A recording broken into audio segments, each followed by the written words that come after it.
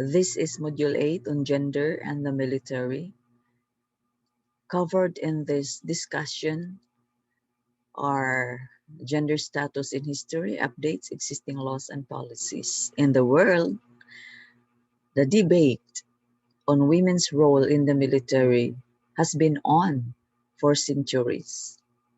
And the issue, women lack the physical strength of men.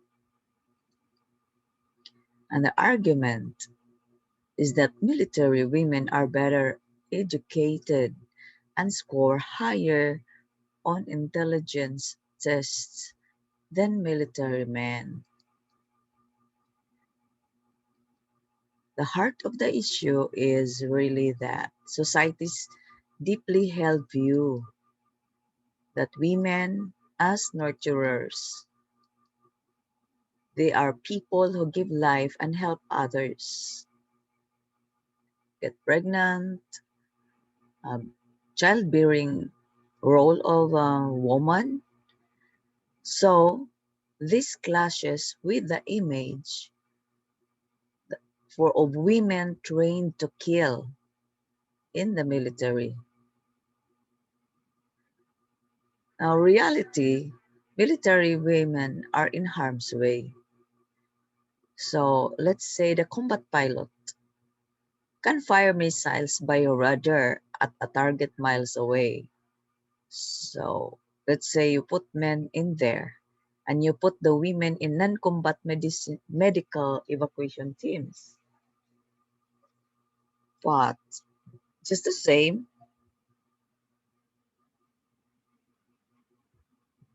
they are there, routinely travel directly into the line of fire. So there is a very thin line in reality, whether you're in a combat and non-combat mission in the military for men and women. Now, this is the world map showing the integration of women in the armed forces in 2020. Women in military world. Okay, so the blue ones, the women not permitted in military.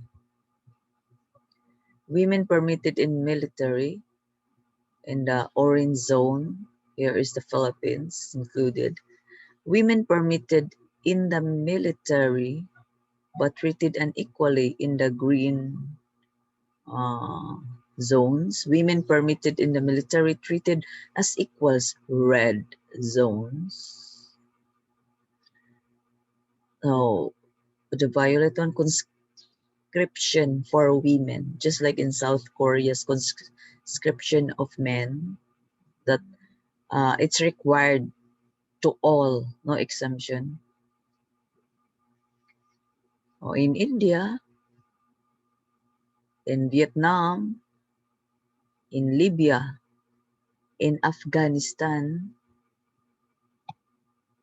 in China, the military women in North Korea, in Russia, in Chile,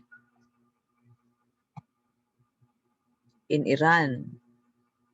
Look at these arms. In Venezuela, in Mexico, in Kazakhstan. In the USA now, let's go to the USA. In colonial times, women already have served in the US Armed Forces. In 1940, at the outset of World War II, just 2% of armed forces personnel were women. They're not even in combat yet, just personnel. In 2010,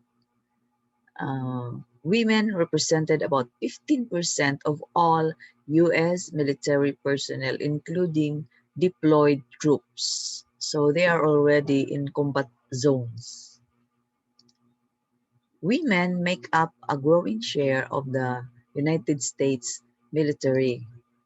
Almost all military assignments are now open to both women and men in the USA. But law prevents women from engaging in offensive warfare. Offensive, it's different from defensive, okay? So women can be defensive, can protect themselves.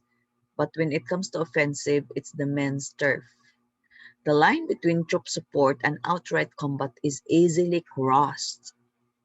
So just like what I mentioned, between the combat and non-combat military, it's very thin line.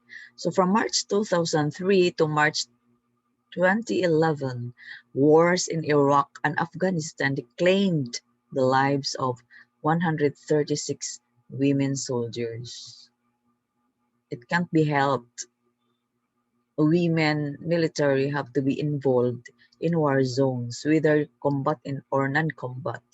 So in the USA, this 2019, from 1970, number of women in the military from 27,948 to 217,564 here. So it has already soared, um, 20 years after, and then 40 years after.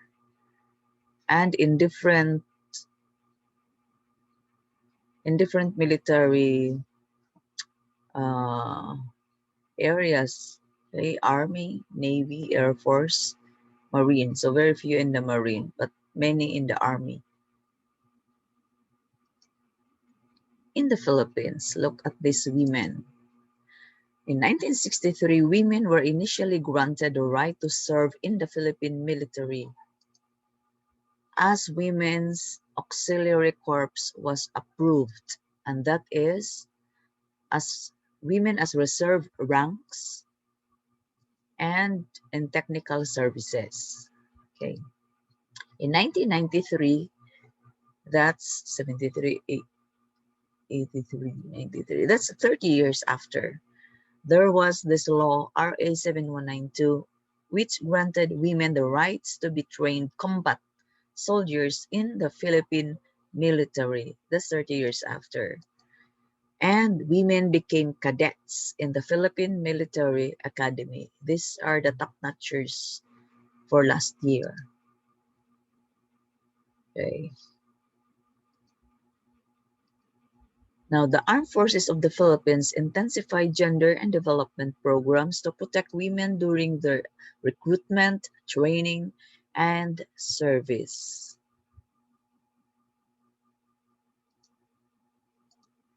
In 2020, during the Women's Month, that's always March, in the month of March, women members of the male-dominated Philippine Army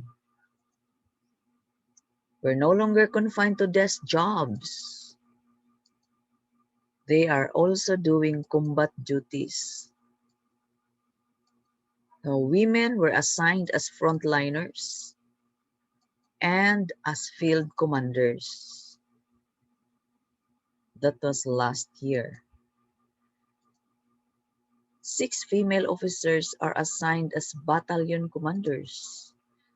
That's from the 795 female officers,